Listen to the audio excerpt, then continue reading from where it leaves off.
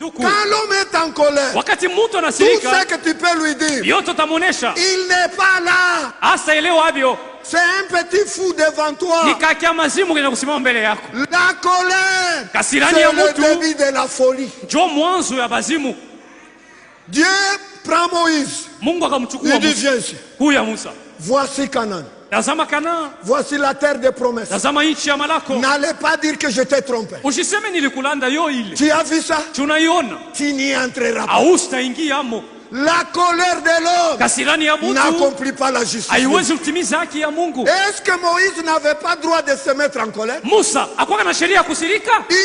par là, il avait raison. Mais divinement par là, il n'avait pas droit de se mettre en colère. Cher prédicateur, l'œuvre de Dieu ne nous appartient pas. Ne soyez pas fâchés contre les soeurs, contre les frères. Prêchez seulement la parole. Arrête-toi à la parole. Dieu fera le reste. Alléluia. Amen. La colère de l'homme n'accomplit pas la justice. S'il a frappé Moïse, s'il a frappé Moïse, l'homme fidèle dans toute la maison de Dieu, l'homme que Dieu parlait bouche à bouche comme un homme, mais à cause de sa colère, Dieu ne l'a pas justifié. Ce que Dieu dit, c'est ce qu'il pense. Et ce qu'il pense, il le dit dans sa parole. Amen. Et maintenant là, Dieu lui prend. Tu n'entreras pas. Je suis fâché contre toi. Car la colère de Dieu accomplit sa justice. Moïse vis-à-vis de Dieu, il était tombé devant la justice de Dieu. Dieu a toujours raison. Sa parole écrite a toujours raison. Même si tu prêchais des choses, tu les embellis de fleurs et ça plaît aux gens. Tant que ce n'est pas écrit noir sur blanc dans la Bible, c'est l'œuvre de la colère de l'homme. Bien-aimés frères, humilions-nous sous la puissance de Dieu. Amen. Amen. Écoutez ce qu'il dit. Il dit quelque chose là-bas. Il dit, Frère Branham dit ceci. Hébreux chapitre 4. Du 1er septembre 1957. Mais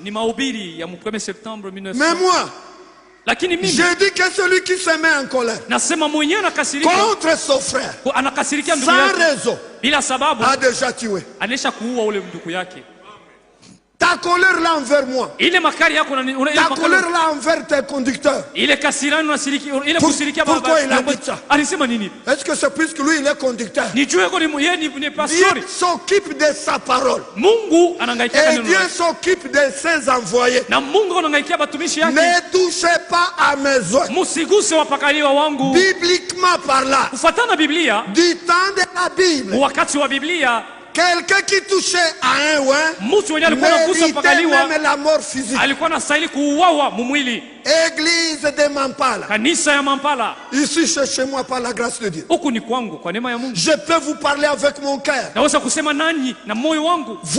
Vous avez déjà la connaissance voulue de la parole.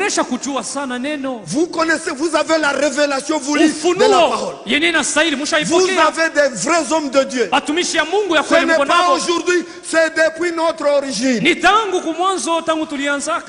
suis venu non pour évangéliser, pour baptiser les gens. Je suis venu non pour enseigner. Je suis venu pour vous apporter des expressions d'affermissement.